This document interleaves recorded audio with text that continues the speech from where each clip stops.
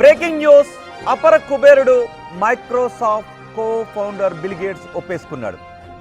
తనకు ఏ మహిళలతో సంబంధాలు ఉన్నాయి అనే విషయాన్ని Microsoft co founder Bill Gates ఒప్పేసుకున్నాడు.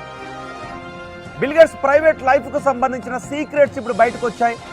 భార్యతో ఉంటూనే మరో 3 మహిళలతో ఆయన వివాహేతర సంబంధం పెట్టుకున్న విషయాన్ని అంగీకరించాడు. లైంగిక నేరస్తుడు జెఫ్రీ ఎప్స్టీన్తో ఉన్న సంబంధం గురించి బిల్ గేట్స్ రివీల్ చేశాడు. యుఎస్ హౌస్ ఓవర్సైట్ కమిటీ ముందు ఆయన ఇచ్చిన స్టేట్మెంట్ ఇప్పుడు హాట్ టాపిక్గా మారింది. బిల్ గేట్స్ను హౌస్ ఓవర్సైట్ కమిటీ దాదాపు 6 గంటల పాటు ప్రశ్నించింది. విచారణలో తాను వివాహ బంధంలో ఉండగానే 3 మహిళలతో తనకున్న వివాహేతర సంబంధం గురించి బిల్ గేట్స్ బయటపెట్టాడు.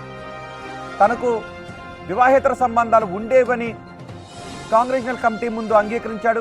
వారిలో రష్యాకు చెందిన బ్రిడ్జ్ ప్లేయర్ మిలా యాంటోనోవా, న్యూక్లియర్ ఫిజిసిస్ట్ కరిమాలతో ఉన్న సంబంధాల గురించి ఎప్స్టీన్కు ముందే తెలుసు అని చెప్పాడు.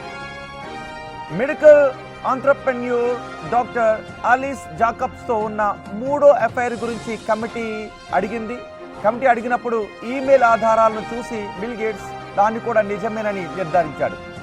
ఎప్స్టీన్ తనను బ్లాక్మెయిల్ చేసేందుకు ప్రయత్నించాడు అని బిల్ గేట్స్ కాంగ్రెషనల్ కమిటీకి చెప్పాడు. తన మాజీ సైన్స్ అడ్వైజర్ బోరిస్ నికోలిచ్ ద్వారా ఎప్స్టీన్ తన అఫైర్ సమాచారాన్ని సేకరించాడని అన్నారు. వాటిని అడ్డుపెట్టుకుని తనపై ఒత్తిడి తీసుకుని రావడానికి ఎప్స్టీన్ ప్లాన్ చేశాడని గేట్స్ సంచలన కామెంట్స్ చేశాడు. కమిటీ వద్ద ఉన్న ఈమెయిల్స్లోనూ బ్లాక్మెయిల్ చేసేందుకు ఎప్స్టీన్ డ్రాఫ్ట్స్ సిద్ధం చేసుకున్నట్టుగా తేలింది.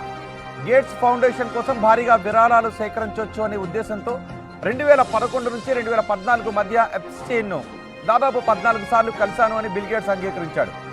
తన జీవితంలో చేసిన అతిపెద్ద తప్పు అదే అని ఆవేదన వ్యక్తం చేశాడు బిల్ గేట్స్. మరోవైపు సెక్సువల్లీ ట్రాన్స్మిటెడ్ డిసీజ్ సోకిందన్న పుకార్లను బిల్ గేట్స్ తోసిపుచ్చాడు. తనకు ఎటువంటి ఎస్టీడీ లేదు అని క్లారిటీ ఇచ్చాడు. 2021లో బిల్ గేట్స్ మెలిండా గేట్స్తో విడాకులు తీసుకోవడానికి ఎప్స్టీన్ వ్యవహారమే కారణమనే ఊహాగానాలు వినిపించాయి. తాజాగా బిల్ గేట్స్ వెల్లడించిన వివరాలు ఆ వాదనకు మరింత బలాన్ని చేకూరుస్తున్నాయి.